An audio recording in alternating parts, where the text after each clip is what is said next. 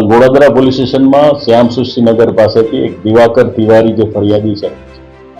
એનું 4 થી 5 માણસોએ સ્કોર્પિયોમાં લઈ જઈને અપહરણ કરેલાની હકીકત પોલીસને જાણવા મળેલ જે સંદર્ભે પોલીસે તાત્કાલિક એક્શન લઈ જુદી જુદી ટીમો બનાવી અને શોધખોળ કરતા દિંડોલીના સોહમ સર્કલ પાસેથી આ જે ફરિયાદી છે દિવાકર તિવારી એને છોડાવે બાકીના જે માણસો હતા એને પણ અટકાયતમાં લઈ અને પોલીસ સ્ટેશન લાવતા આ દિવાકર તિવારીએ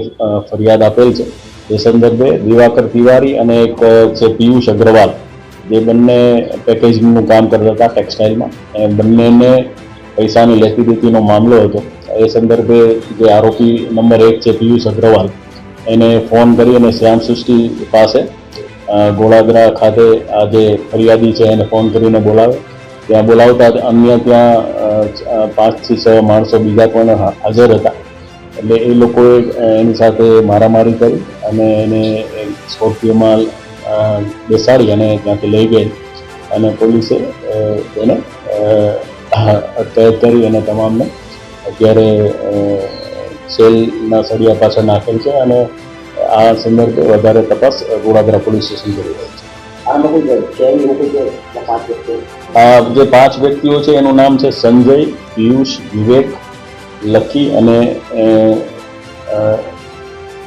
એક છે સુકુમાર. આ 5 આરોપીઓ છે અને એક બાળ કિશોર પણ હોવાની શક્યતા છે તેની ખાતરી પોલીસ હાલ કરી રહી છે. એક ગુનામાં વપરાયેલી સ્કોર્પિયો છે એ પણ કબજે કરેલી છે.